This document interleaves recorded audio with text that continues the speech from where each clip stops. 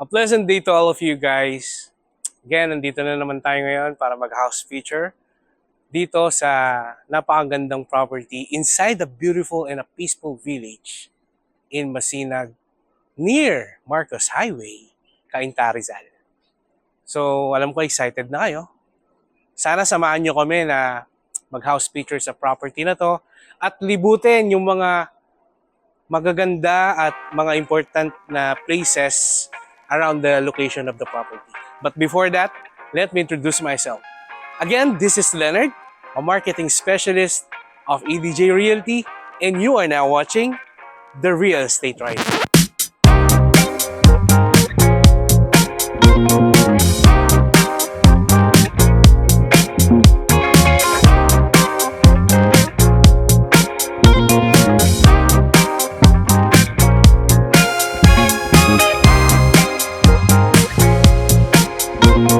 Ayun, nandito na tayo ngayon sa harap ng property, guys. And before na i-house feature natin to, gaya ng dati, kailangan muna nating ikutin yung mga establishments, mga hospitals, and also mall, shopping mall, or restaurants na nasa location lang ng property na to. So, tara! Samahan nyo kaming mag-road trip. Hello guys, samahan nyo kami ngayon ni Kuya Jabe na libutin yung mga malalapit na establishments, mga schools, at inuna na namin yung mga mall na malapit sa property. So first, punta kami sa SM Masinag. This is just 1 kilometer away po sa property. And then, nagpunta din kami sa SM Antipolo Downtown, which is 2.5 kilometer lang po yung layo. At halimbawa, papunta naman po tayo sa Marcos Highway, pabalik. Madadaanan po natin ang Santa Lucia Mall, which is 2.5 kilometer, at yun din pong Robinson's Metro East, magkatabi lang po kasi sila.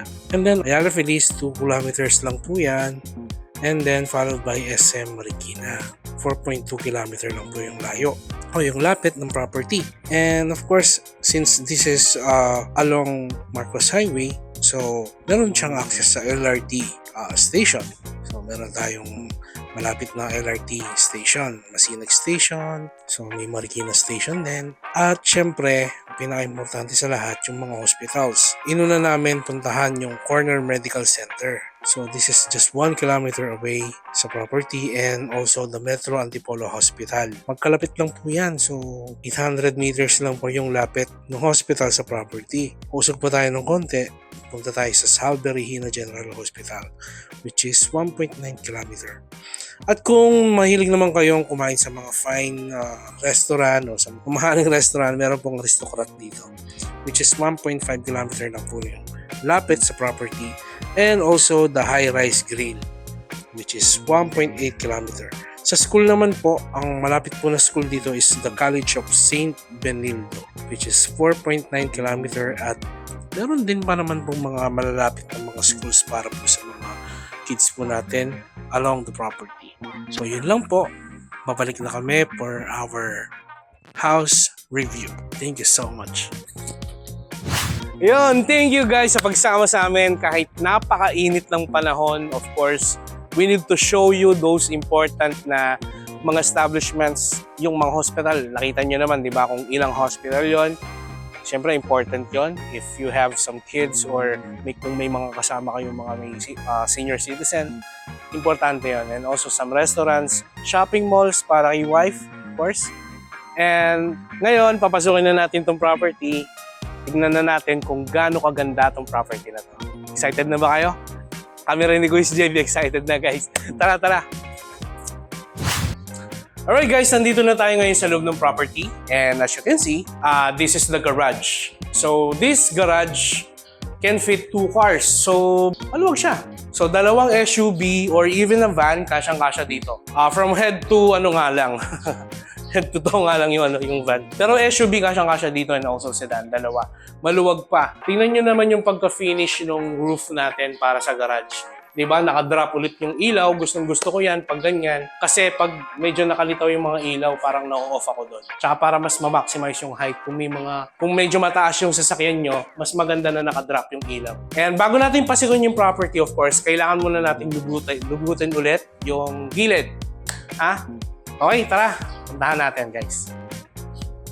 Ayan, may stairs tayo dito. Okay? Pagpasok natin sa gilid. And guys, again, yung gilid nito ng property is pwede kayong mag-setup ng mini garden dito. Or even that area pala. Sorry. Even in this area, pwede kayong maglagay ng garden, a fountain, or yung aquarium, or home aquarium ba yung tawag doon. So, pwede kayong mag-setup ng ganon. And sobrang lawak niya, guys, in which dito talaga yung daanan ng hangin. Right?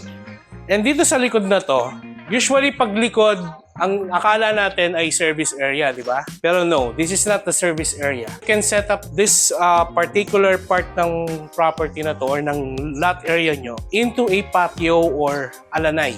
Pwede kayong mag-set up ng coffee table dito, dito kayo magkape, mag-set up kayo ng polycarbonate ulit, or even pwede kayong mag-extend kung talagang gusto nyo ma-maximize yung floor area nyo.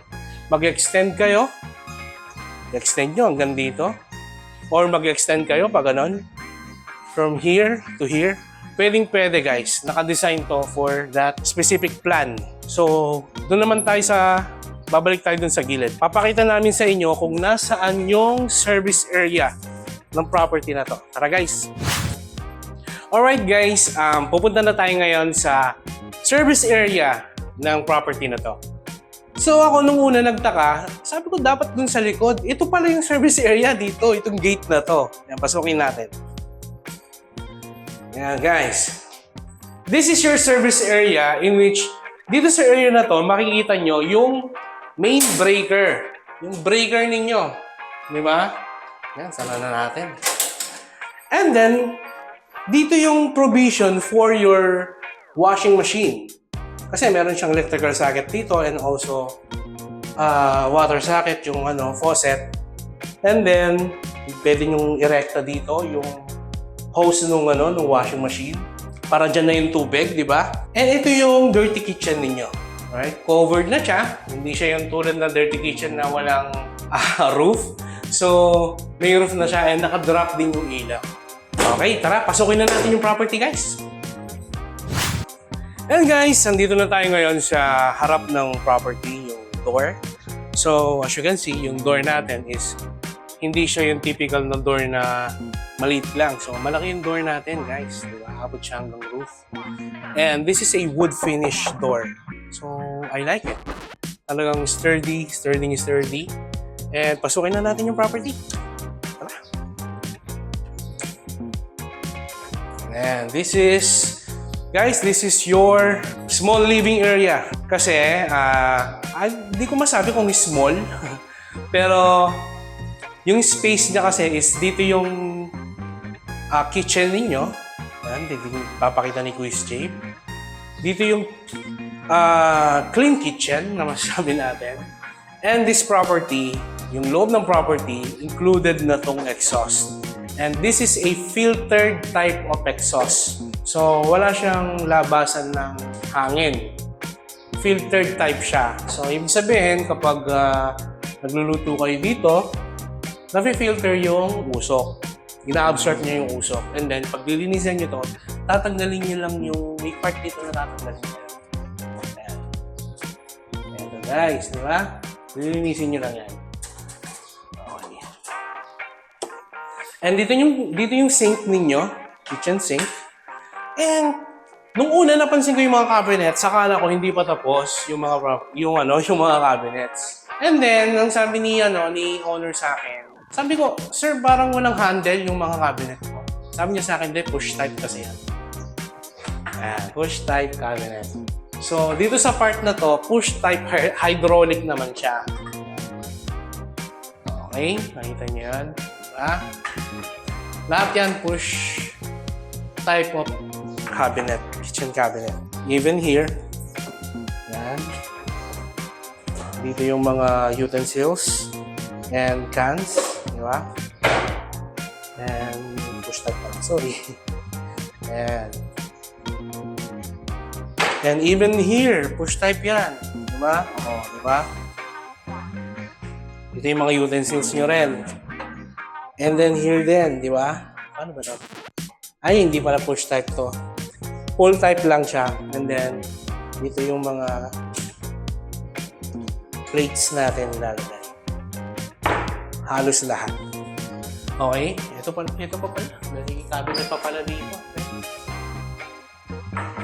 And then dito na yung living area and also your dining area. Nasa sa inyo na kung paano nyo siya i-maximize. Diba? Kaya nga sabi ko sa inyo, di ba? Akala ko yung service area dito. Hindi pala. Ito yung access ng service area. Yan. Papakita ni Kuya Jave yan. Diba? Ito yun. And then, yung maid's room, andito siya. This is your maid's room. Guys. Or guest room. Wala kayong maid. Or pwede rin siyang tawaging senior citizen room. Diba? So, may window na siya. Diba? And also, wala siyang provision for a window type or split type. Kasi nga, meron na siyang window dito. Alright, tara. And dito yung toilet and bath ni maid or ni lola or ni lolo. Diba? May sarili na siyang toilet and bath. Tara guys. Okay, andito na tayo ngayon sa stairs. I asked the owner of the property kung anong wood ang ginamit dito sa stairs na to. Sabi niya sa akin, wood type Nara. Nara siya with the glass, of course. And dito yung gustong-gustong part ko. Yung nakaka-social kasi. Yung powder room. Okay, papakita ni Kuya Jave yung powder room.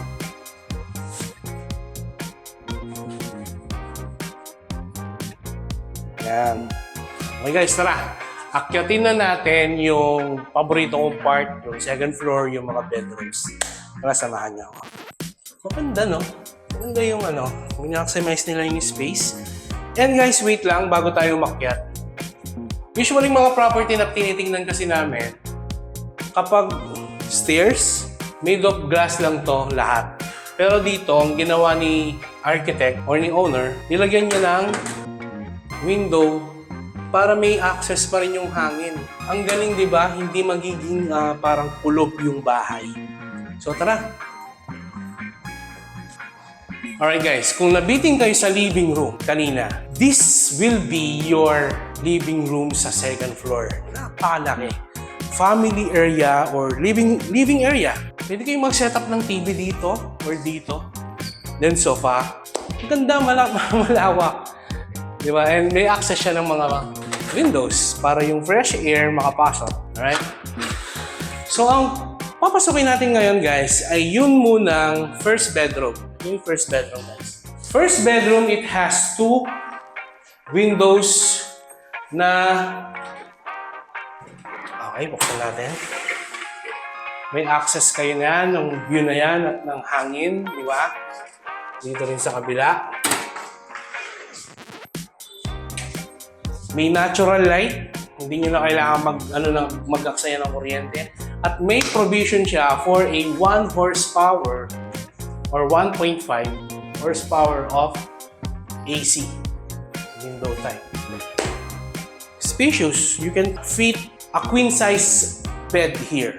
Maganda, and internet ready na rin siya. Tara, sa second bedroom tayo.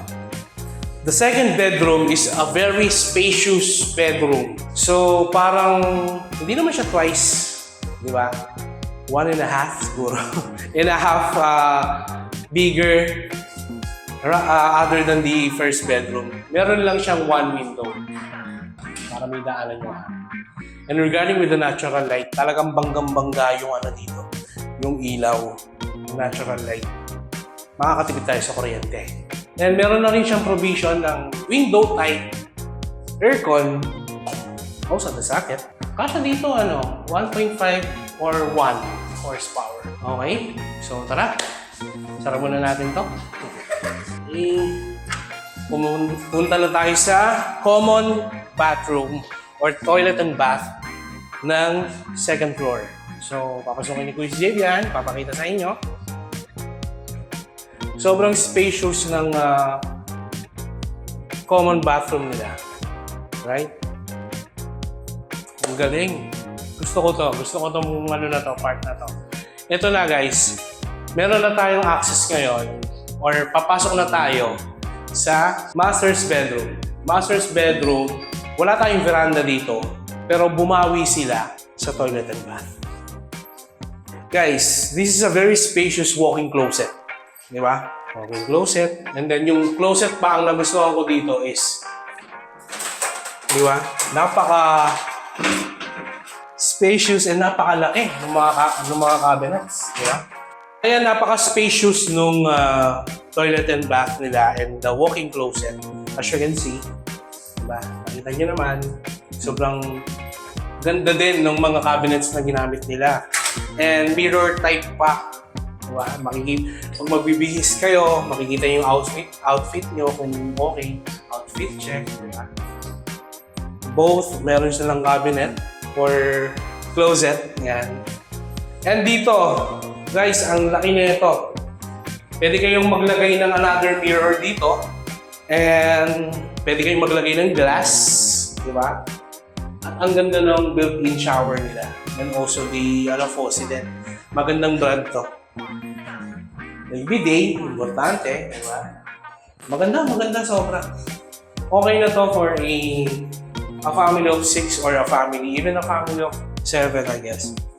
Sobrang ganda na to. Ayan guys, thank you so much sa pagsama sa amin sa ginawa nating house review and also yung ginawa nating road trip kanina para makita yung mga malalapit na establishment sa property na to.